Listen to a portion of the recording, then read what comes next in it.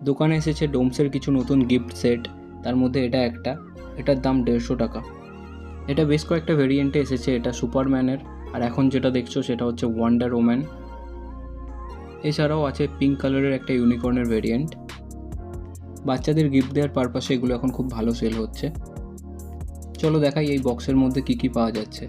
এর মধ্যে প্রথমত আছে একটা মেটালের পেন্সিল বক্স।